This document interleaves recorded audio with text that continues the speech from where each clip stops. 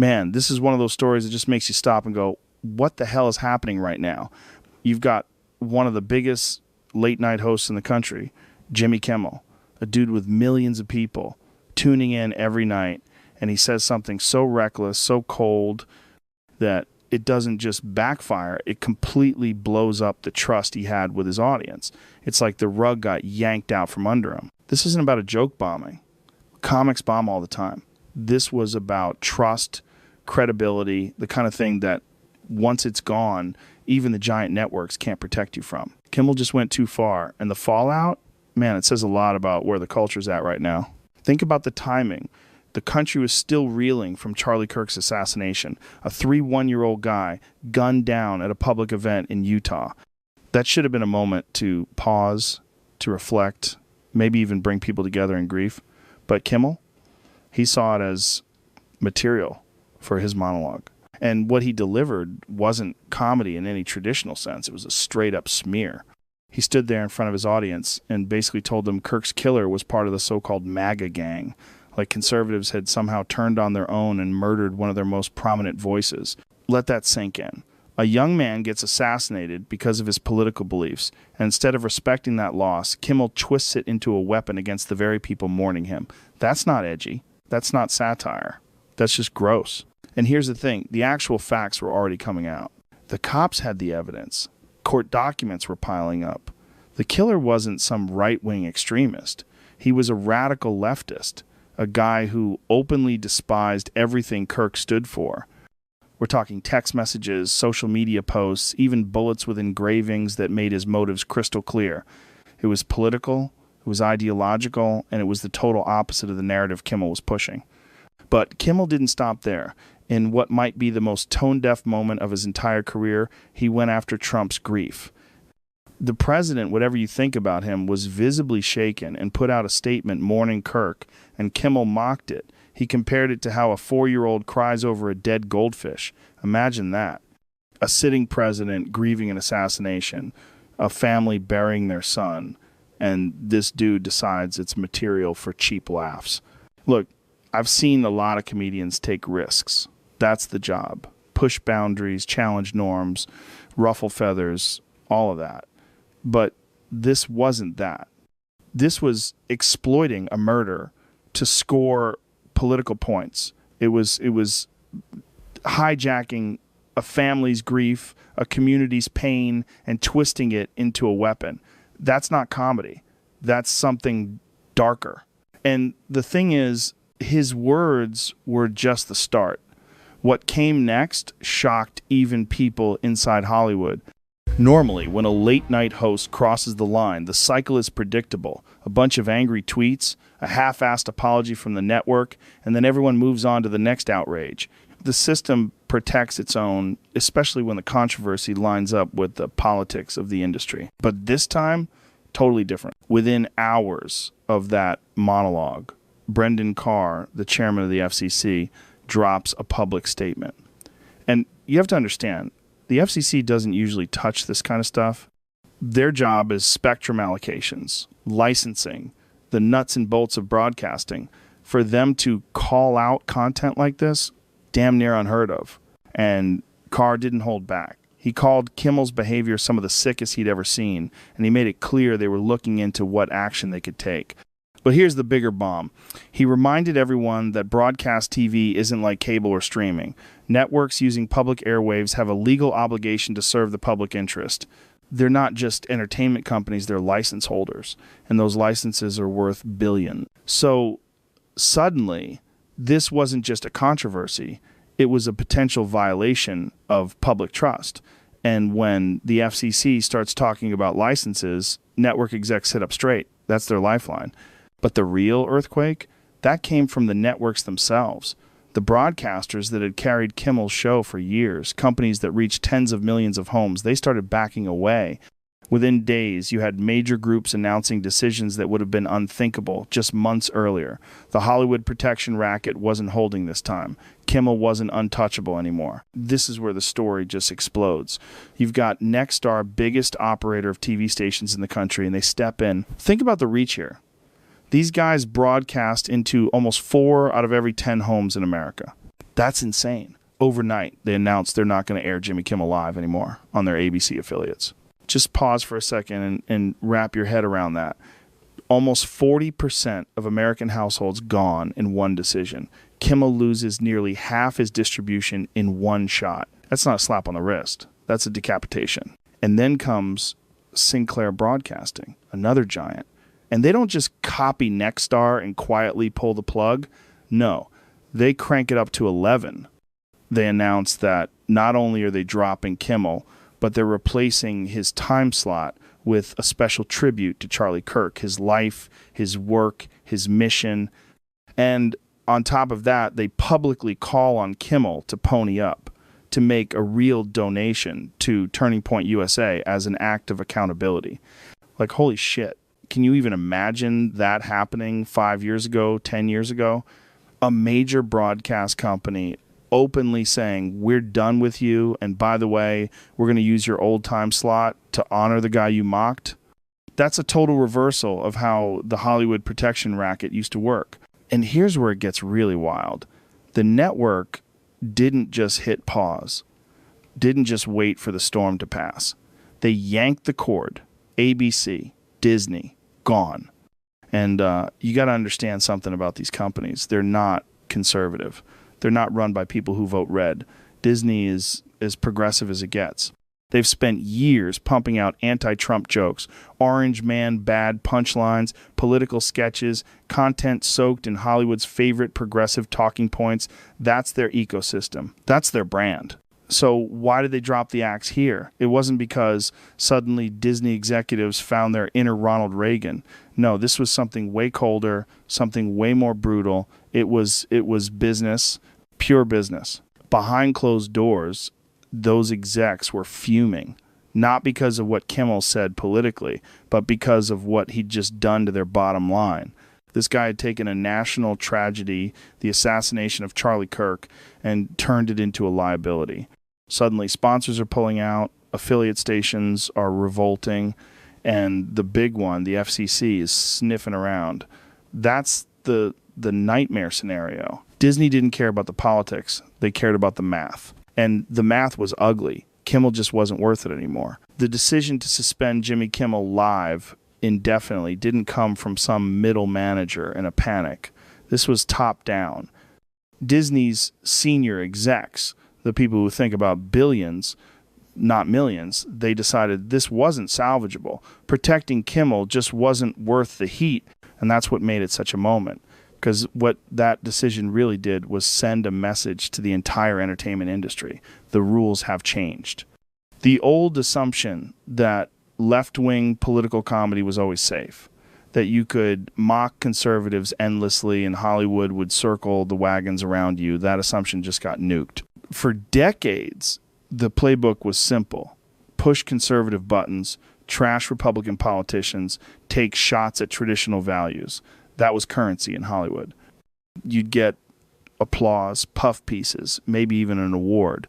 But now the game had shifted. What the Kimmel fiasco showed everyone was that if you go too far, so far that you threaten the business model itself, suddenly your shield disappears. And look, let's be real. This wasn't just about one bad monologue. There was already rot in the foundation.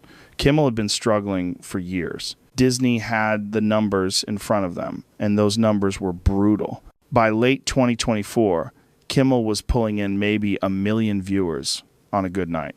1 million. You know how tiny that is? There are YouTubers filming in their bedrooms who rack up more than that in a single upload. Hell, some Twitch streamers crush those numbers while playing video games shirtless. And here's Kimmel, backed by Disney, sitting in a multi-million-dollar studio with an army of writers and producers barely hanging on to an audience. Meanwhile, over on Fox, Greg Gutfeld was dominating. 3 million plus every night. Triple Kimmel's numbers, easy, and not just one good week either. He was growing. Year over year, Gutfeld was climbing by 20-30%. Every other late night show, declining. Colbert, Fallon, Myers, all dropping viewers.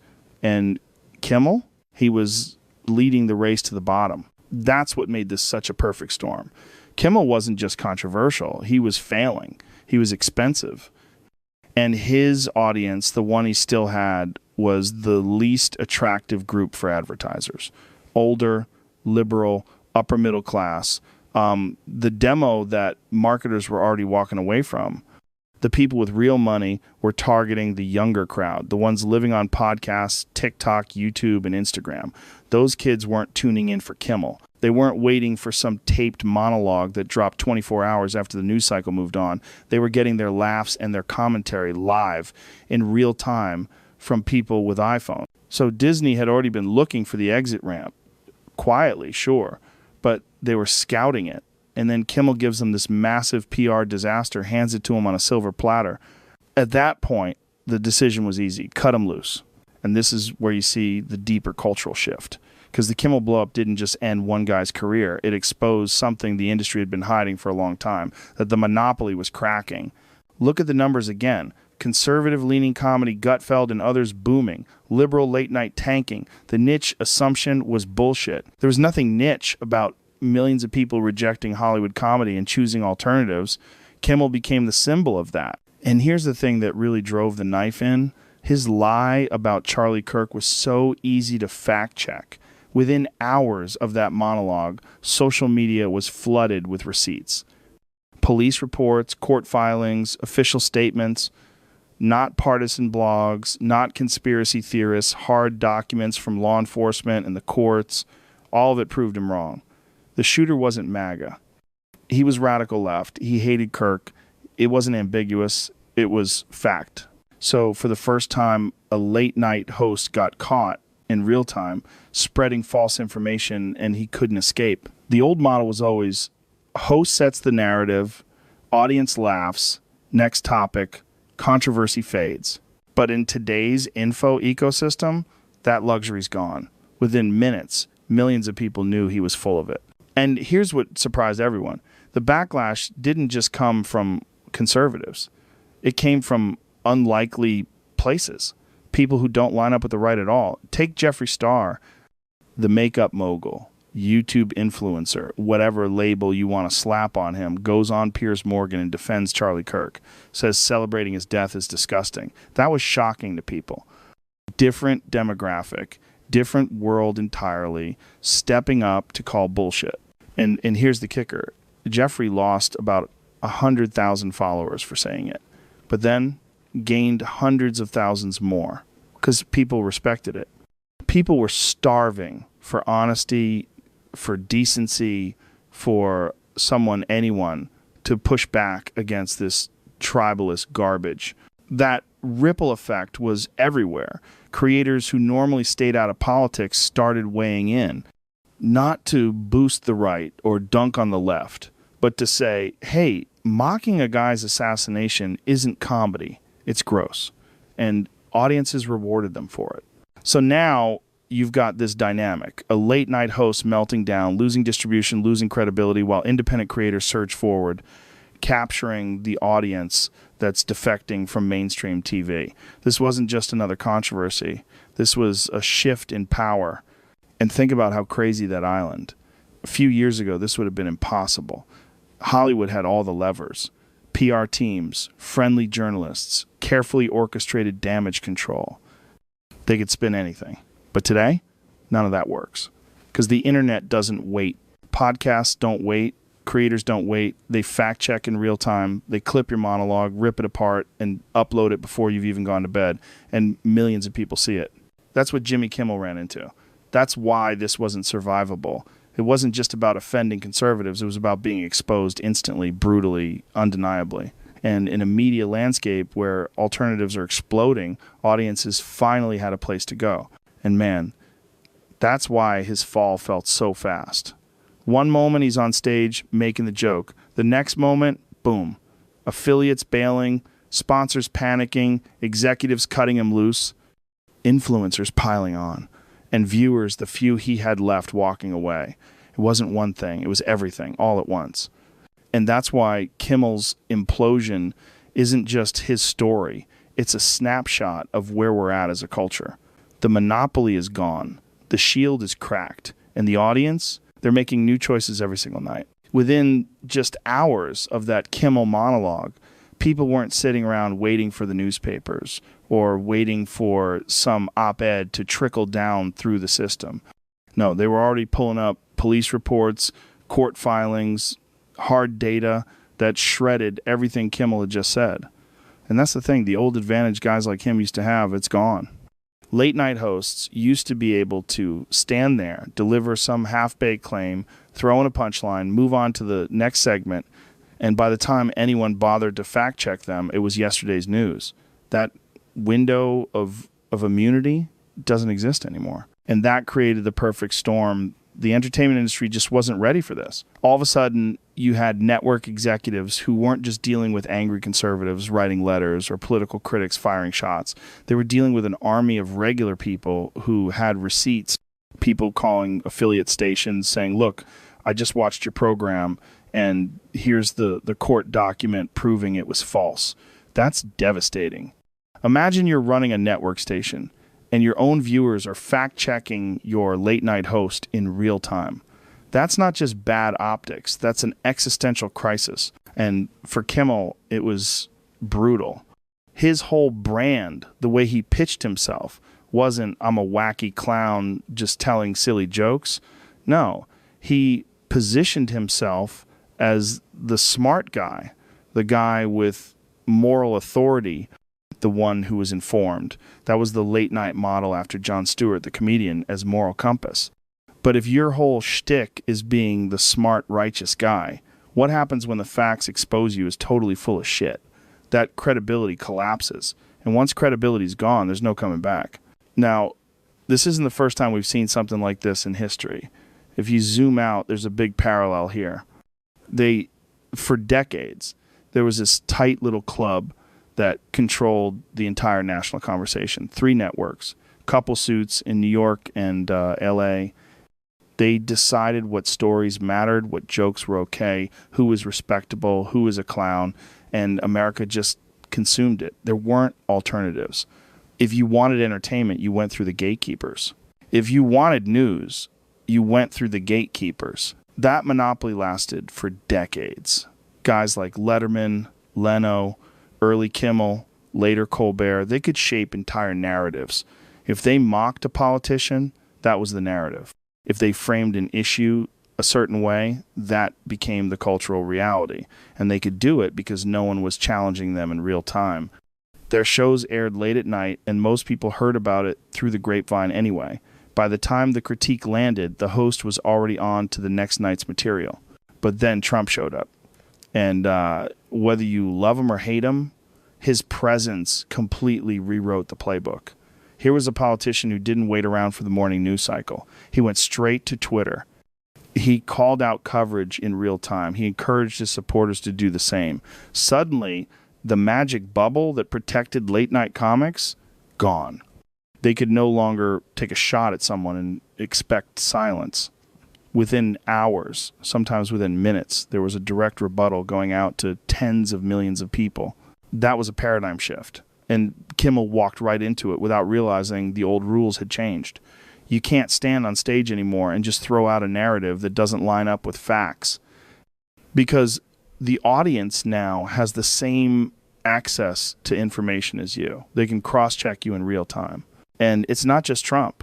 It's the whole media ecosystem. News organizations that used to be untouchable, they're getting hammered. NPR, PBS, all these institutions that used to carry this aura of like sacred trustworthiness, gone.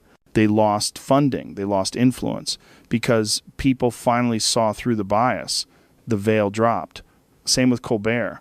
The dude built his entire late-night career on dunking on Trump. Once Trump wasn't the main character anymore, Colbert's numbers tanked. He literally retired because the relevance just wasn't there. So you've got this larger collapse happening, the safety net that protected liberal-leaning entertainers for decades. It's ripped apart. And once that's gone, there's a vacuum. And nature hates a vacuum. Something's going to fill it. Enter Gutfeld. Greg freaking Gutfeld. This guy went from being the weird afternoon cable comedian to pulling in numbers that every broadcast host would kill for. And it wasn't magic. He tapped into something that millions of Americans were starving for. Comedy that didn't treat the audience like idiots.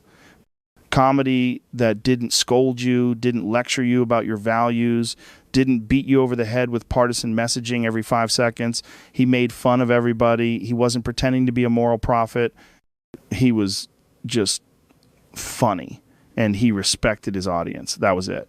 And while he was skyrocketing, you had an even bigger revolution brewing outside of TV altogether. Independent creators, podcasters, YouTubers, TikTokers. These people weren't just nibbling at the edges. They were building audiences that made late night TV look like a niche cable show. And the crazy part, they had massive advantages over old media. They could react instantly. They didn't have to wait for the 11:30 p.m. taping. They didn't need approval from some corporate sponsor, and they could build a direct bond with their audience. That intimacy, that authenticity is something big budget television literally can't replicate. And here's the kicker. A lot of them were just better. More entertaining, more authentic, funnier. People realize, why would I watch a multi-million-dollar production when I can get sharper, faster commentary from some guy in a garage with a mic? The playing field flipped overnight, which brings us back to someone like Kimmel. You're not just competing with Colbert or Fallon anymore. You're competing with Rogan, with Gutfeld, with independent creators pumping out content that connects instantly. And when you screw up, when you tell a lie, as blatant as what Kimmel said about Kirk's killer, the receipts are everywhere. People are clipping you, fact-checking you, dunking on you, all before breakfast. The walls close in fast. And here's what really shocked the industry. The backlash wasn't just coming from conservatives. It came from voices no one expected. Look at Jeffree Star. This is a dude whose whole empire is built on makeup, fashion, and lifestyle. Not politics, not conservatism, but when Kimmel mocked Charlie Kirk's assassination, Star stepped up and said, no, this is wrong. Celebrating someone's death is gross. That's not a right-wing talking point. That's basic decency. And the audience rewarded him. Sure, he lost some followers, but he gained way more, hundreds of thousands more, because people are starving for honesty. They're starving for someone willing to say, I don't care about the politics here. This is about humanity. That's the new paradigm. Voices outside the political bubble are starting to matter more than the bubble itself. And that's terrifying to the old guard. Because their whole system was based on ideological categories. Liberal comedians versus conservative critics. Mainstream versus fringe. Corporate versus independent. That's dead now. Audiences don't care about your category. They care about whether you're honest, whether you're authentic, whether you're willing to cut through the bullshit and call things as they are. And here's the lesson. Kimmel wasn't just one guy who fell. He became the symbol of the end of an era. For years, entertainers thought they could say whatever they wanted, smear whoever they wanted, and the system would protect them. There'd be no consequences. But that protection is gone. And when you cross the line now, there are receipts, there are alternatives, and there are audiences ready to move on without you. The social contract has changed. Audiences aren't passive anymore. They're active participants. They don't just sit back and take what you give them. They push back. They call you out. They walk away. And if you don't respect that, if you think you can just coast on your platform, your brand, your network, you're done. Disney figured that out real quick. They didn't cut Kimmel because they suddenly turned conservative.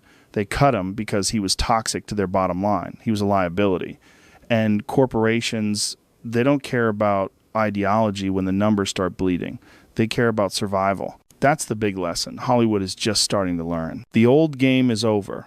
Authenticity, accuracy, and respect for your audience. Those are the currencies now. Not ideology, not gatekeeping, not prestige. Kimmel learned that the hard way, and you can bet the rest of Hollywood is watching, scared shitless, because they know if it can happen to him, it can happen to anyone. And that's what takes us to the real story behind why Kimmel got canned the part a lot of people don't want to talk about, because it's not sexy or dramatic. It's simple. Money. Look, controversy might light up Twitter. It might give you a spicy clip for a night, but the only thing that keeps a show alive is profit. That's it. If you're a net positive on the balance sheet, folks in suits will carry you through a hurricane. If you're a net negative and you're causing headaches, the suits are pulling the ripcord. Every entertainer needs to tattoo that on their brain. Yeah, the political blow-up was the spark, but the kindling had been stacking up for a long time. The rating slide wasn't a dip, it was a trend. The audience was aging out, the reach kept shrinking, and the cost per viewer, that key metric the bean counters stare at, kept getting uglier. Once that number starts looking like a luxury car payment for every 1,000 eyeballs, your show becomes a tough sell in any earnings call. So the machine kept humming out of habit, institutional inertia, legacy brand, whatever you want to call it. But the market wasn't asking for more Kimmel. It was tolerating him. Then the Charlie Kirk controversy hits, boom, and suddenly Disney's got what they've been quietly hunting for, a clean exit. Not a quiet burial where they admit the show's dragging them down, but a moral framing they can pitch as standards and public responsibility. That's corporate Aikido. You shift from our product is declining to we're guardians of the public interest. PR loves that. Shareholders love that. And it shields you from the you canceled him for ratings crowd. You didn't cancel a cash cow, you protected the brand. And in media, brand is the keystone. When that starts to wobble, everything shakes. That's why the response was so fast. People think it was ideology. It wasn't ideology. It was arithmetic. Back in the day, if a show was minting money, the network would ride out a scandal for months. They'd throw out a Notes app apology, shuffle a producer, book a heartfelt guest. The machine had gears for that. But when a show's already limping, controversy isn't a PR challenge. It's the last straw. You don't rehab the engine. You swap the car. And here's the bigger takeaway, the one that should make every performer, comedian, commentator, whoever, sit up straight. This isn't just about cancel culture or left-right politics or whatever label people want to slap on it. This is about the economics of an attention market that's become brutally efficient. Audiences have a million choices, and they're ruthless with their time. If you're slow, boring, condescending, or wrong, they bail. If you're expensive on top of that, you're gone. The old assumption was the platform protects me. Not anymore. When platforms are fighting for their own lives in a content war with streamers, creators, and new networks, they'll cut loose anything that bleeds cash or trust. Kimmel's fall is a perfect case study in the financial collapse of a model that used to look invincible, the legacy late-night talk show. Big set, band, army of writers, a pipeline of celebrity promos, a very 20th century machine. When the cultural center was narrow and the media diet was 3 channels wide, that made sense. But drop that same machine into a hyper-fragmented landscape where a guy with a microphone and a feed can pull bigger engagement in real time. Suddenly your $1 million monologue looks like a slow, overpriced news parody that's already stale by the time it airs. That isn't a slam on the craft, it's just the wrong tool for the job now. So what do we actually learn here? Bigger than Kimmel, bigger than one show. This is about the shift that's happening under our feet. Institutions used to be able to drift for years, pretending the audience would always be there. Now, when an institution stops serving people, well, boom, it loses relevance fast. That's not unique to entertainment. We saw it in music when the streaming wave crushed CDs. We saw it in retail when online wiped out malls. We saw it in newspapers when blogs and social pushed past the paywalls and stole attention with speed. Same pattern. Tech opens alternatives, audiences move, and the big ships can't turn quickly enough. Legacy media had a few ideas they treated like sacred truths, that audiences didn't have real alternatives, that politically edgy content from one side was safe, with minimal risk, and that big companies could weather any outrage by circling the wagons with PR contacts, friendly reporters, and ad buys. Those assumptions are obsolete. What replaced them is a landscape that's way more responsive to what people actually want and way less tolerant of expensive underperformers coasting on brand and ideology. And it's not a left-right story, not really. It's a competent story. It's authenticity. It's respect. People can smell contempt through the screen now. They can sense when they're being lectured by somebody who thinks they're dumb or worse, when they're being misled. The speed run from institution to liability was shocking in Kimmel's case, but it wasn't random. Ratings were sliding. Viewers were grumbling. Then came regulatory noise, affiliates revolting, sponsors wobbling all at once. The old fire blankets a tidy corporate statement, a sympathetic trade article, a damage control interview didn't smother anything. Independent voices kept the blaze alive, fact-checking in real time, feeding context directly to audiences who no longer need to wait for gatekeepers. That's the power flip. Cultural power used to be top-down. Executives, bookers, publicists, a couple reviewers, a handful of hosts. Now it's more like mycelium, decentralized, fast, hard to kill, and everywhere at once. And for the first time in decades, establishment media is genuinely vulnerable to grassroots accountability. Not gotcha tweets, sustained, sourced, relentless scrutiny that actually changes corporate decisions. The wall that used to shield entertainment elites, riddled with holes. So what does that mean for regular people, especially those of us who remember when a network logo automatically meant authority? It means the market of ideas in entertainment is actually competitive again. Not fake competitive, like 3 late-night hosts with the same jokes and the same writers. Real competition, where you can pick from 100 formats.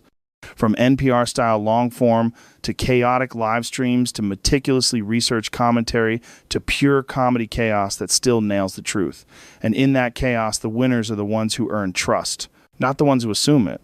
It also means the gatekeepers don't get to decide what's funny or acceptable or important anymore. The audience decides, and that's messier.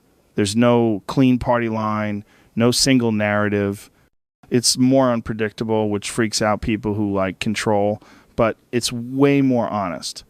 The new system rewards the folks who tell the truth, own their mistakes, and genuinely enjoy the people watching them. You can't fake that for long. The internet drags the mask off every time. There's a flip side, though. With the old gatekeepers weakened, we've all got to be better at sorting signal from noise. You can find 1,000 voices on any topic. Many are brilliant, many are clowns. So yeah, the responsibility shifts. Be a discerning consumer. Check sources. Pay attention to who corrects themselves when they're wrong versus who doubles down. The tool set is in your pocket. Use it. In a weird way, that's the healthiest part of this transition. Audiences are becoming savvier, quicker, and less patient with BS. Kimmel's situation is basically the growing pains made visible. A guy who built a career under one set of rules found out those rules expired. And the industry that used to wrap a blanket around guys like him realized the blanket was now a liability on their balance sheet. When protection becomes too expensive, protection disappears. That's not personal. That's the market. From here on out, expect entertainment to be fiercer, leaner, and more accountable.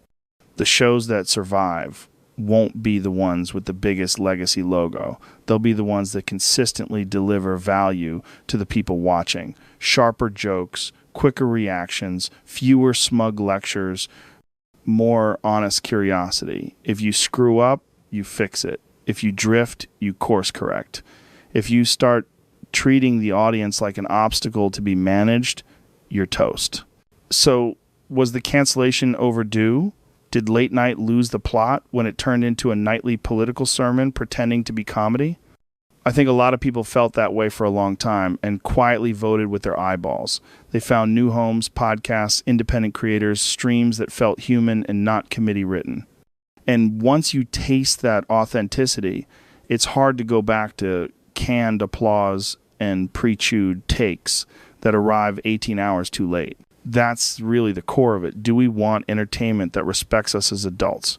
People who can handle nuance, humor, and uncomfortable truths?